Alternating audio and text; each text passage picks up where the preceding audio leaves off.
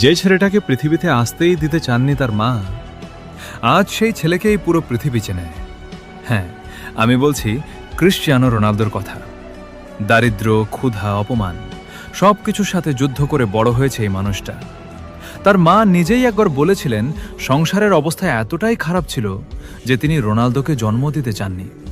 কিন্তু ভাগ্য থেমে থাকেনি। ছোট্ট সেই ছেলেটা প্রতিদিন ঘন্টার পর ঘন্টা প্র্যাকটিস করত। বন্ধুরা যখন ঘুমাতো, রোনালদো তখন মাঠে দৌড়াতো। মানুষটাকে বলতো, তুমি পারবে না। আর রোনালদো প্রতিবার উত্তর দিয়েছেন নিজের পরিশ্রম দিয়ে।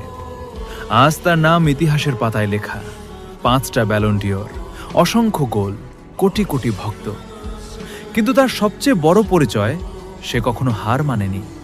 আর এজন্যই বিশ্বের কোটি কোটি মুসলিম তাকে ভালোবাসে, কারণ তিনি সব সময় মানুষের পাশে দাঁড়ানোর চেষ্টা করেছেন। প্যালেস্তিনের মানুষের প্রতিও নিজের ভালোবাসা ও সম্মান দেখিয়েছেন। মানবতার জন্য তার এই সম্মান তাকে শুধু একজন ফুটবলার না, একজন বড় মনের মানুষ হিসেবেও পরিচিত করেছে। এই গল্পটা শুধু ফুটবলের না, এই গল্পটা প্রমাণ করে তোমার শুরুটা কেমন ছিল সেটা গুরুত্বপূর্ণ না, তুমি কতটা লড়াই করতে পারো সেটাই আসল। স্বপ্ন দেখো, পরিশ্রম করো, একদিন পুরো পৃথিবী তোমাকেও